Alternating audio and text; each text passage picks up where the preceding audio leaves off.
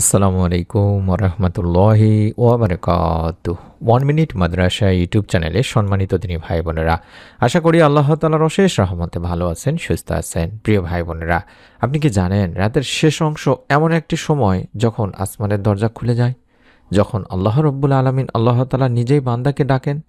আজ আমরা জানব শেষ রাতে এই দরুদ শরীফ পড়ার ফজিলত, সহিহ হাদিস কি বলে, কিভাবে এই আমল করলে আমরা আল্লাহর রহমত ও রাসূল সাল্লাল্লাহু আলাইহি সাল্লামের নৈকট্য লাভ করতে পারি। আজকের ভিডিওটি শেষ পর্যন্ত দেখুন, ইনশাল্লাহ আপনার ঈমান ও আমলের জীবন বদলে যাবে। রাসূল সাল্লাল্লাহু আলাইহি সাল্লাম বলেন, প্রতি রাতের শেষ তৃতীয়াংশে আল্লাহ তাআলা দুনিয়ার আসমানে অবতরণ করেন এবং বলেন, কে আছে যে আমাকে ডাকবে, আমি তার ডাকে সাড়া দেব। কে আছে যে আমার কাছে চাইবে, আমি তাকে দেব। কে আছে যে ক্ষমা চাইবে, আমি তাকে ক্ষমা করব।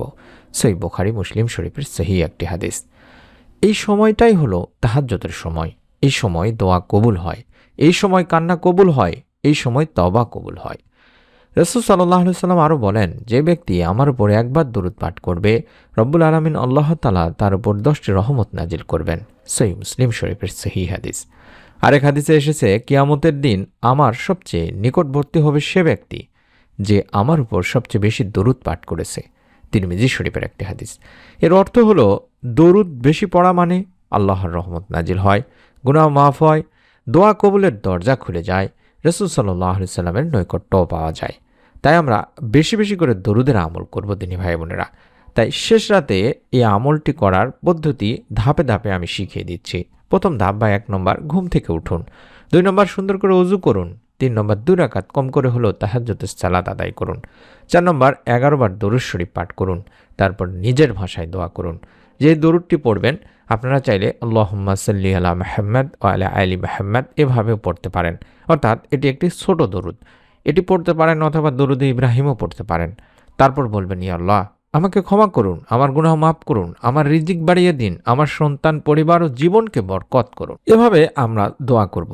যারা নিয়মিত শেষ রাতে ওঠেন তাদের মন শান্ত হয়, পাপের প্রতি ঘৃণা আসে এবং দোয়ার প্রতি বিশ্বাস বাড়ে। আল্লাহর সাথে সম্পর্ক গভীর হয়। এই আমল মানুষকে বদলে দেয় দিনী ভাই বোনেরা, ভিতর থেকে ঈমান জাগিয়ে তোলে ইনশাআল্লাহ। তাই আপনাদের কাছে অনুরোধ করব ভাই বোনেরা, আমরা কি পারি না দিনে মাত্র 5 মিনিট আল্লাহর জন্য সময় দিতে? আমরা কি পারি না রাসূল সাল্লাল্লাহু আলাইহি সাল্লামের উপর বেশি বেশি করে দরুদ পাঠাতে?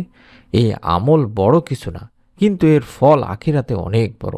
কারণ দরুদ এতটাই পাওয়ারফুল একটি আমল, দরুদের কারণে বিশ্বনবী সাল্লাল্লাহু আলাইহি সাল্লামের শাফাআত পাওয়া যায়। এমনকি দরুদ যদি না পড়েন, আপনার দোয়া আল্লাহ তাআলার কাছে পৌঁছবেই না দিনী ভাই বোনেরা। আমরা যে এত দোয়া করি, সেই দোয়াগুলো আসমান ও জমিনের মাঝখানে ঝুলন্ত অবস্থায় থাকে, অর্থাৎ এই দোয়া আল্লাহ রাব্বুল আলামিনের কাছে পৌঁছায় না। হযরত আনাস রাদিয়াল্লাহু তাআলা আনহু হাদিসটি বর্ণনা করেছেন।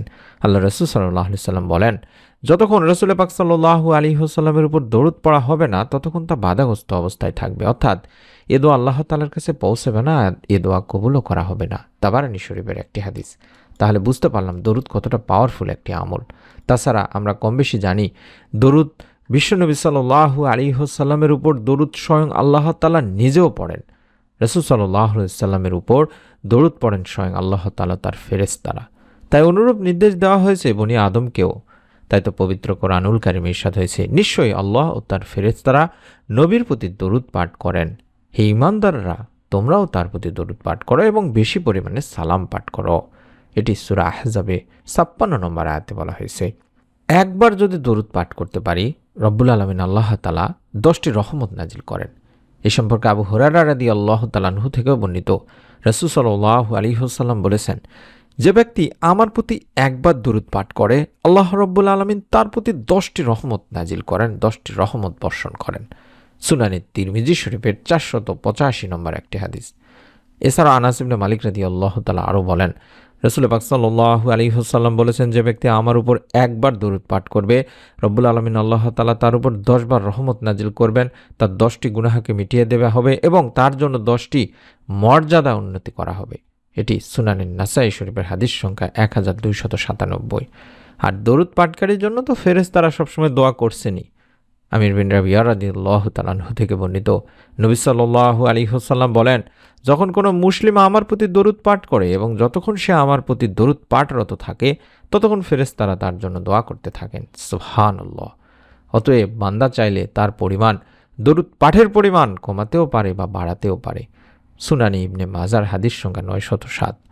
আপনি যদি সারা দিন কষ্ট করে কাজের ফাঁকে ফাঁকে মুখে মুখেও সাল্লাল্লাহু আলাইহি ওয়াসাল্লাম সাল্লাল্লাহু আলাইহি ওয়াসাল্লাম অথবা আল্লাহুম্মা সাল্লি ওয়া সাল্লিম আলা নবিয়িনা মুহাম্মদ, অথবা আমি যে দরুদটি প্রথমে আপনাদেরকে শিখিয়ে দিলাম, অর্থাৎ আল্লাহুম্মা সাল্লি আলা মুহাম্মদ ওয়া আলা আলি মুহাম্মদ, এভাবেও আমরা সবসময় পড়তে পারি। তিনি ভাই বোনেরা, আমি আপনাদের কাছে অনুরোধ করব, দরুদ শরীফ এমন একটি গুরুত্বপূর্ণ আমল, আশা করছি আপনারা শেষ রাতে ঘুম থেকে উঠে, আবারও বলছি, শেষ রাতে ঘুম থেকে উঠুন, তাহাজ্জুদের সময় উঠুন, 2 রাকাত তাহাজ্জুদের নামাজ পড়ুন। কম করে হলেও আপনারা 2 রাকাত তাহাজ্জুদের নামাজ পড়ে 11 বার যে দরুদটির কথা বললাম সেই দরুদটি পড়ে আল্লাহ তাআলার কাছে নিজের ভাষায় আপনি দোয়া করুন যে আল্লাহ, আমাদের শেষ রাতের আমলের ওসিলায়, এই দরুদের আমলের ওসিলায় আমাদের জীবনের সমস্ত গুনাহ মাফ করে বিশ্বনবী সাল্লাল্লাহু আলাইহি সাল্লামের সঙ্গে জান্নাত নসিব করুন। এভাবে আপনারা দোয়া করবেন। এবং যদি সম্ভব হয়, যেহেতু বিশ্বনবী সাল্লাল্লাহু আলাইহি সাল্লামের সঙ্গে জান্নাতে যাওয়ার একটি দোয়া আছে, যেখানে বলা হয়েছে যারা বিশ্বনবী সাল্লাল্লাহু আলাইহি সাল্লামের একান্ত আশেক, বিশ্বনবী সাল্লাল্লাহু আলাইহি সাল্লামকে ভালোবাসেন, তারা বিশ্বনবী সাল্লাল্লাহু আলাইহি সাল্লামের সঙ্গেই জান্নাতে যেতে চাইবেন। তাই নবী করিম সাল্লাল্লাহু আলাইহি ওয়াসাল্লামের উপর আমরা এই দরুদ পাঠপূর্বক এই দোয়াটি বেশি বেশি করে করতে পারি। হাদিসে পাকে এমনই একটি দোয়ার আমলের কথা বর্ণনা করেছেন, তিনি বলেন যে দোয়ায় আমলের মাধ্যমে মুমিন মুসলমান বিশ্বনবী সাল্লাল্লাহু আলাইহি ওয়াসাল্লামের সঙ্গে জান্নাতে পর্যন্ত যেতে পারবেন। সুবহানাল্লাহ, সুবহানাল্লাহ। হাদিসটি হযরত মুনজির রাদিয়াল্লাহু তাআলা আনহু বর্ণনা করেছেন। আল্লাহ রাসূল সাল্লাল্লাহু আলাইহি ওয়াসাল্লাম বলেছেন, যে ব্যক্তি প্রতিদিন সকালে এই দোয়া পড়বে, অর্থাৎ রাদিতু বিল্লাহি রব্বা ওয়া বিল ইসলামি দীনা ওয়া বি মুহাম্মাদিন সাল্লাল্লাহু আলাইহি ওয়াসাল্লাম নবিয়্যা, অন্তত 3 বার পড়ার চেষ্টা করবেন। যখনই তাহাজ্জুদের সময় উঠে দরুদ পাঠ করবেন, তারপরে নিজের ভাষায় দোয়া করবেন, তারপরে এই দোয়াটি পড়তে পারেন। এই দোয়াটি পড়লে বলা হচ্ছে যে বিশ্বনবী সাল্লাল্লাহু আলাইহি ওয়াসাল্লাম বলেন, আমি তার দায়িত্ব নিব, কিয়ামতের দিন আমি তাকে হাতে ধরে জান্নাতে নিয়ে যাব। সুবহানাল্লাহ। মুজাম্মে কাবির মুজামুস সাবাহর একটি হাদিস। তাই আমি আমার সম্মানিত দিনী ভাই বোনদের কাছে অনুরোধ করব, আজকেই অবশ্যই নিয়ত করে আমলটি করুন।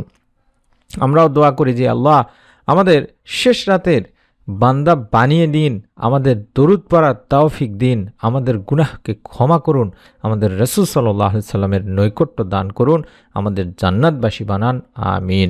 অবশ্যই নিয়ত করে আমল করার চেষ্টা করবেন। প্রত্যেকে ভিডিওটিতে একটি করে লাইক দিয়ে কমেন্টে অন্তত আমিন লিখুন। ভিডিওটি আপনার নিকট আত্মীয় স্বজন কাছের মানুষজন যারা আছে সকলের কাছে শেয়ার করুন। একটি শেয়ার কারো জীবনের হেদায়েতের কারণ হতে পারে এবং আপনি এর সওয়াব কবরে শুয়ে থেকেও পেতে পারেন। ইনশাল্লাহ আবার নতুন ভিডিওতে দেখা হবে। সেই ভিডিওটি পাওয়ার জন্য হলেও চ্যানেলটি যারা সাবস্ক্রাইব করেননি, সাবস্ক্রাইব করে বেল বাটনটি অন করে রাখুন। সকলে ভালো থাকুন, সুস্থ থাকুন। রব্বুল আলামিন আমাদের সকলকে শেষ রাতের আমলের প্রতি যত্নবান হওয়ার তৌফিক দান করুন। এর যথাযথ প্রতিদান, এর যথাযথ ফজিলত আল্লাহ তাআলা দুনিয়া আখিরাতে দান করুন, আমিন। আসসালামু আলাইকুম ওয়া রাহমাতুল্লাহ।